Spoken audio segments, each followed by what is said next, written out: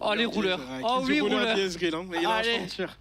Il a un chantier, il a tellement de frontline, il a tellement de quoi faire devant lui. Et on va en plus de ça isoler un peu le match-up bot. Ok, flashing immédiatement. On va mettre l'Ignite, on va essayer de mettre un maximum de dégâts. La sortie est normalement pas trop... Quoi, la sortie impossible. Le truc c'est qu'il y a tous les creeps, du coup Ezreal peut difficilement DPS, en tout cas plus difficilement qu'un Varus.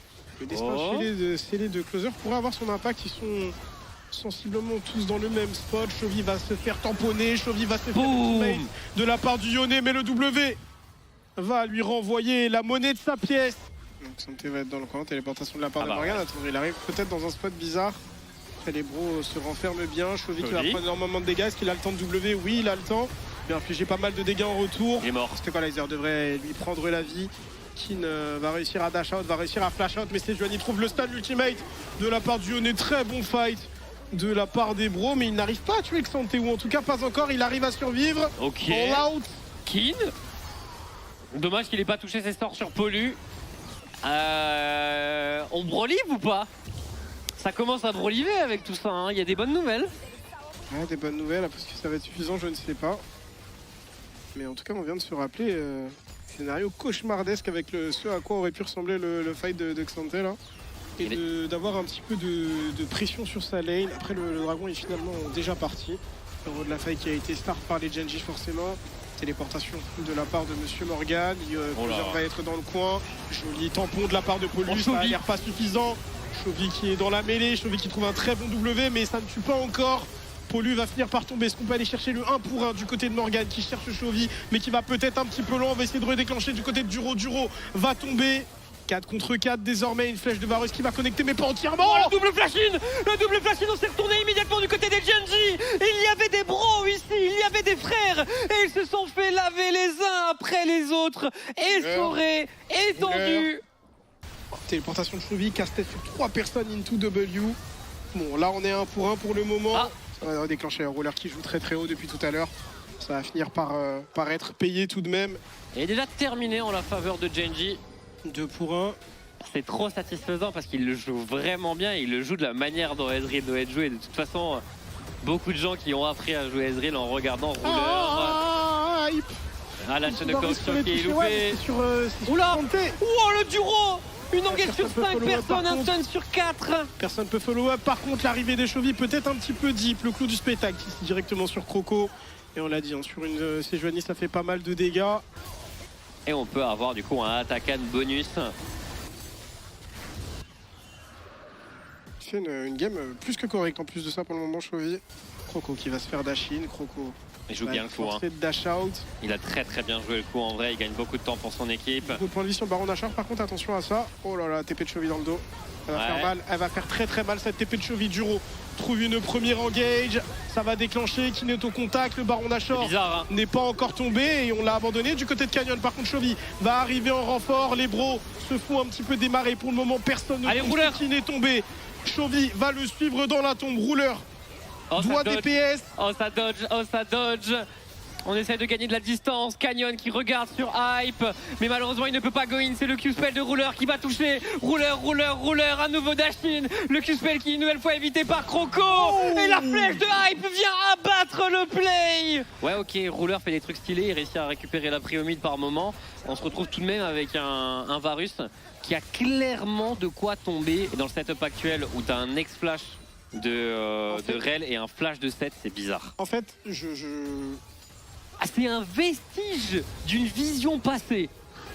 Parce qu'il y a cette ward, mais initialement, ils ont la vision topside. Une soif de sang en création. On est résilient. Pour les Genji, on tient sur la durée. Hein. Il va peut-être falloir suggérer à l'anti-heal également pour les bros. Voilà, Canyon. Ça fait plaisir à build, mais pourquoi pas. Canyon va se faire catch, il a un Zonia. Il va pouvoir l'utiliser, temporiser un petit peu avec sa stase. Canyon qui va pouvoir flash out. Canyon qui va pouvoir se heal. Chauvier dans la mêlée. Et il n'est pas seul. Xanté ainsi que la Rel sont au contact également. Chauvier, back TP. Chauvier est déjà de retour, mais c'est... Ouais, immédiatement, le coup cathartique va mettre des bons dégâts. Rouleur a réussi à récupérer un petit kill sur Hype. Ils se sont réglés, les deux AD carry. L'empereur qui va prendre le premier Nexus de ce BO. Assassin. 1-0 pour les Genji. Ah, ça s'est vu dans les interactions de teamfight finale. On termine avec 10-10, peut-être 12-10 juste pour prendre les 2 derniers kills de cette game. Mais les bros se sont bien battus. Mais bien se battre face à Gen.G, ce n'est pas suffisant. Parce qu'à la fin, c'est toujours Gen.G qui abat. Ah, ils ont eu une bonne game pourtant les bros, ils se sont vraiment bien défendus. Et cette Kai'Sa est belle, on n'y a pas pensé. On n'a pas parlé juste avant. Mais la Kai'Sa pour accompagner l'ensemble de l'engage de son équipe, c'est bien. Nocturne perd pas mal de temps sur son top Canyon side a et de été l'autre vu. côté.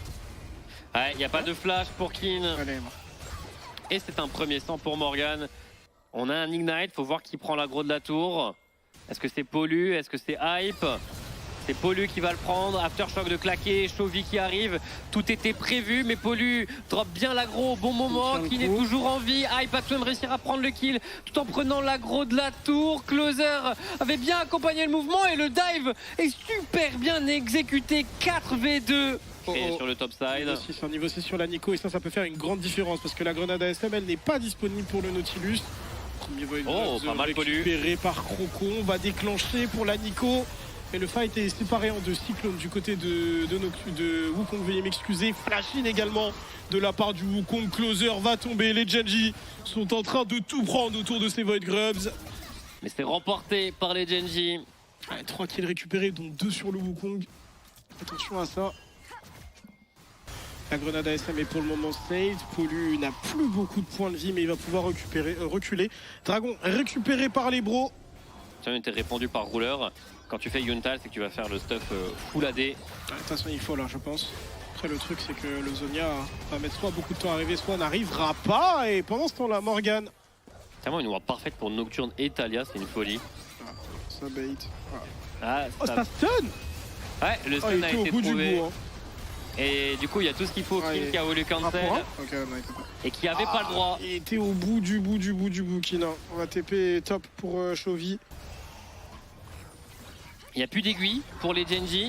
On vient tout de même contester le dragon. Paranoia. Mais c'est l'engage de Duro qui au final est peut-être plus efficace. Quoique, c'est un 1 pour 1 pour l'instant. 2 pour 1. Le Nautilus est également tombé. Rouleur va réussir à se retourner. Le flash out est bon. Morgan ne va pas pouvoir suivre au final sa propre initiative. Et les Gen.G dans les escarmouches semblent imbattables.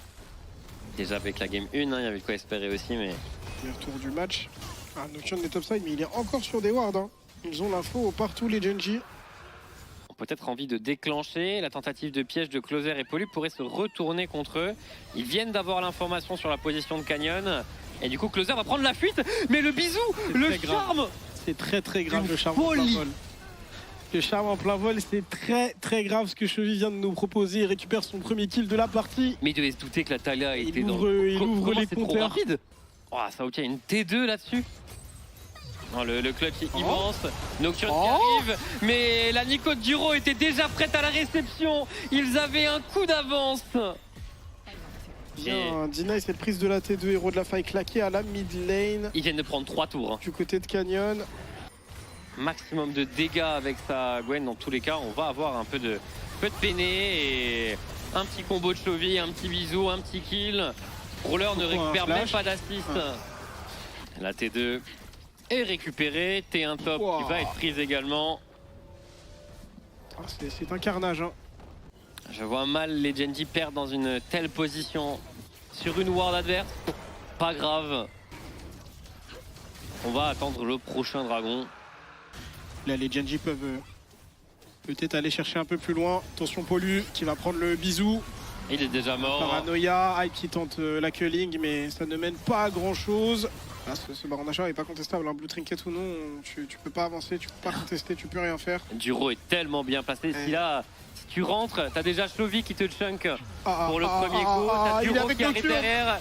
Et voilà une belle engage de Nico. Closer est le premier à tomber. On essaie de tout mettre sur Rouleur. Morgan essaie de donner tout ce qu'il a, mais il n'aura pas assez. Canyon va prendre le deuxième kill, Kin le troisième. Tout le monde récupère une part du butin, mais c'est surtout un ace. Les Gen.G, après le baron Nashor, vont s'avancer vers la base adverse. Ça pourrait être aujourd'hui, grand-mère, et ça va être le jour pour les Gen.G. Le 18-0 avec le baron Nashor en 26 minutes de jeu. C'est un stomp. C'est comme ça qu'on peut, c'est comme ça qu'il faut l'appeler. C'est un 2-0 sur les bros. aucune place au doute. Le 18-0